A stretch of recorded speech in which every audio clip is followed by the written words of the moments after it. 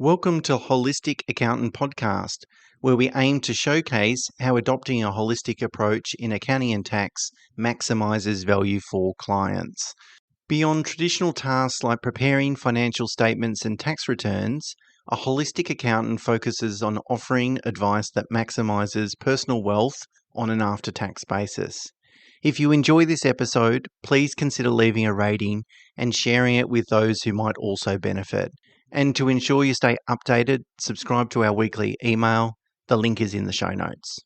Okay, today, Mano, I would like to talk about how you can kind of streamline all your tax affairs. So we sort of sat back and thought about what are all the things that either we're doing personally or from a business perspective, what do we see clients do to try and streamline things as much as possible. You know, there's a saying that I kind of like is automate, eliminate, or delegate.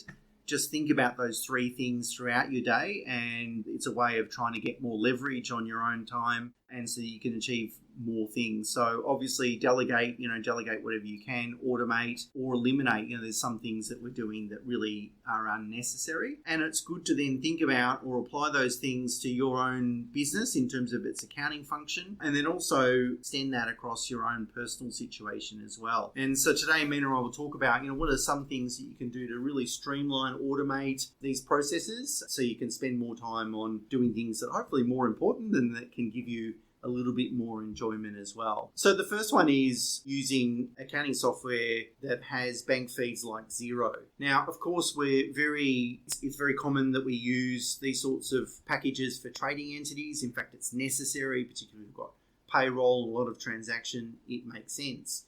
But even for non-trading entities, so if you've got a family trust, for example, that holds investments, or a non-trading investment company like a corporate beneficiary, or even if you have, a lot of assets in your own personal names, sometimes establishing a ledger within Xero or an account within Xero that is able to benefit from bank feeds and that you're able to reconcile and allocate and bookkeep for on a regular basis really makes the year-end reporting obligations, a lot smoother, because it means you can kind of spread that work over, the whole year. And it's something that I've certainly done from my personal situation. I've got a non-trading investment company that's on Xero, and at the end of the year, I can do my tax planning. I can work out what the taxable income of that entity will be, because obviously it receives investment income and those sorts of things, and it can really help, really relieves the burden, I guess, of going through bank statements and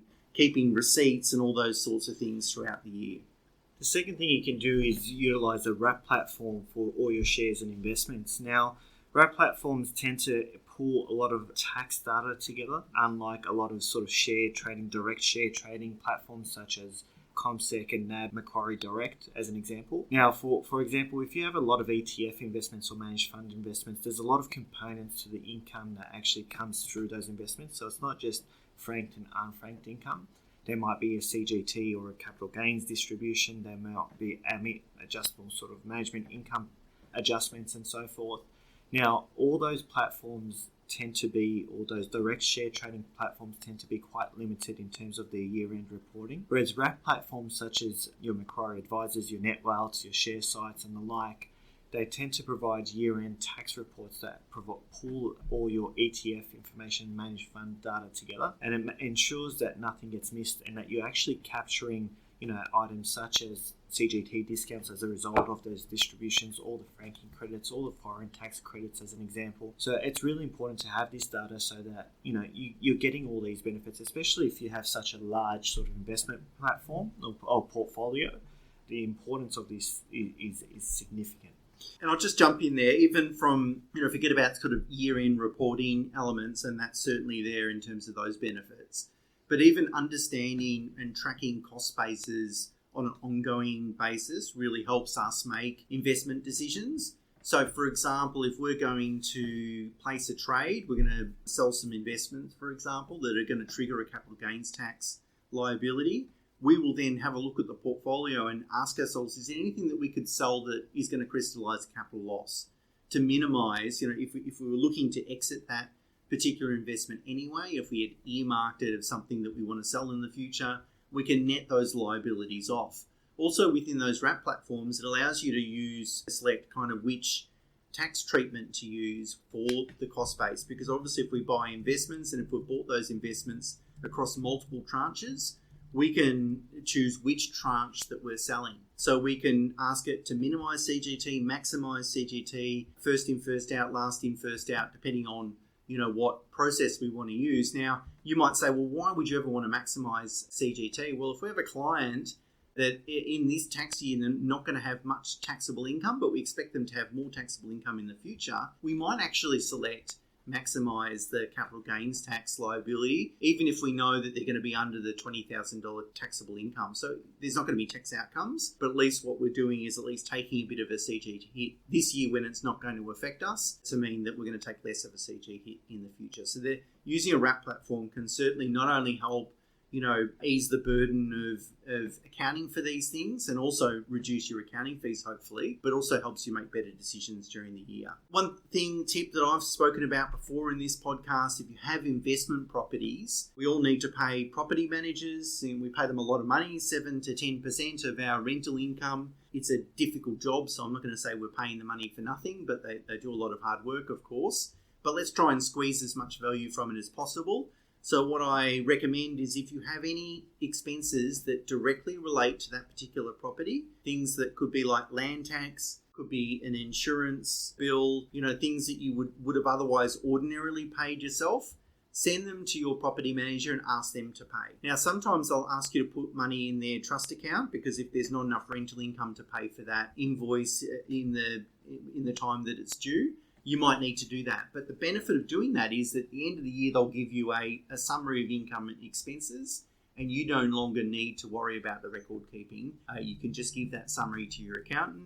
And the only thing, hopefully, if you do it well, the only thing that's not going to be included in that summary of income expenses is going to be interest and perhaps land tax, if that land tax applies to various properties. Now, the next thing is what I always caution clients: always wait to lodge their tax returns at least till August. And that's if you don't have much of an investment portfolio. So we always recommend clients wait till August, because not all the ATO pre-filled data is available. If you lodge a return that mismatches with the ATO pre-filled data, it can do one of two things: raise adverse amendment after you lodge, and then you might be charged shortfall interest charges for funds that they would have otherwise received earlier, or it can actually raise, and what no one wants, a review or an audit, because obviously there's a mismatch in data. So we always recommend clients to wait till August until the ATO pre-fill receives all the information. And then if you have a large sort of managed fund investment portfolio or something similar,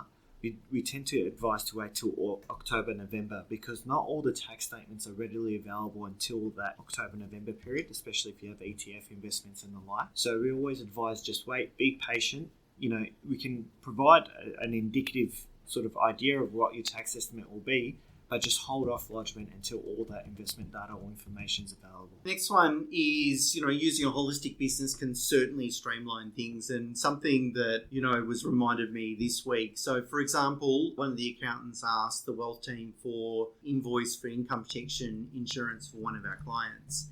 The benefit of having a holistic business is we all know what we're doing. So if there's been a refinance during the year, the accountant can meet with the mortgage broker to make sure they clearly understand how loan accounts might have changed or what interest is deductible to which taxpayer. And also, if there's any sort of related activities with respect to investing, could be tax reports, insurance invoices, these sorts of things. If it's all in the one place, if one firm looks after you, it'll be their problem to work through those information requests rather than your problem.